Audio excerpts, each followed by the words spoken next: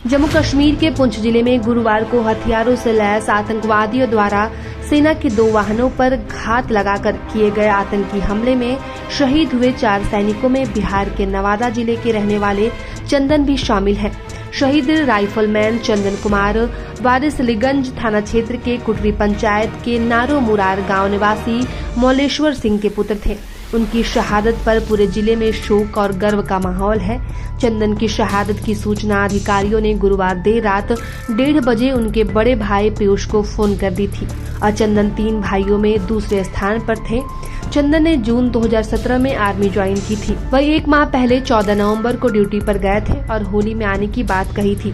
उनकी शादी पिछले साल मई में हुई थी और चंदन ने पत्नी शिल्पी कुमारी से शहीद होने से 4 घंटे पहले 11 बजे फोन पर बातचीत की थी। उनका पार्थिव शरीर शनिवार को उनके गांव आएगा और चंदन के दोस्त बताते हैं कि वह जुझारू किस्म का था। वह अक्सर कहा करता था कि एक दिन वह बहुत बड़ा नाम करेगा। वास्तविक में सर्वोच्च बलिदान देकर चंदन ने न केवल अपने परिवार बल्कि पूरे जिले का नाम रोशन किया है। उनके इस बलिदान को लोग याद कर रहे हैं और जिन्हें भी जानकारी मिल रही है, लोग उनके घर जाकर उनके परिजनों से मिलकर सांत्वना दे रहे हैं। परिजनों के अनुसार चंदन ने अपनी पत्नी शिल्पी कुमारी से शहीद होने से 4 घंटे पहले करीब 11 बजे मोबाइल फोन पर बातचीत की थी और चंदन की शादी बेगूसराय जिले के शाम्भू थाना क्षेत्र की SS बरारी 2 पंचायत के सरलाही गांव निवासी retired post master Anil Singh की पुत्री के साथ 20 मई 2022 को हुई थी।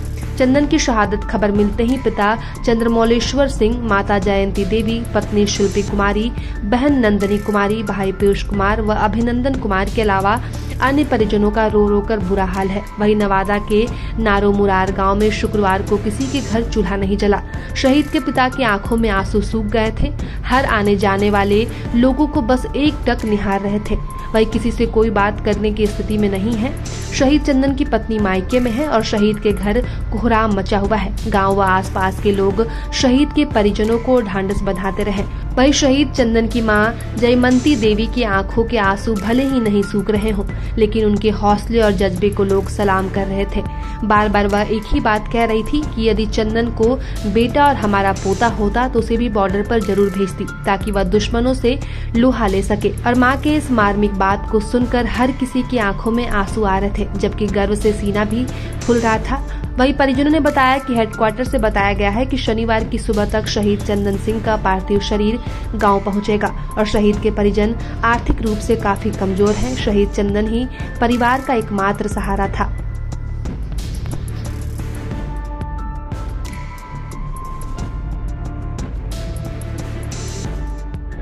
प्रभातखबर.com, विश्वास वही, रफ्तार नहीं।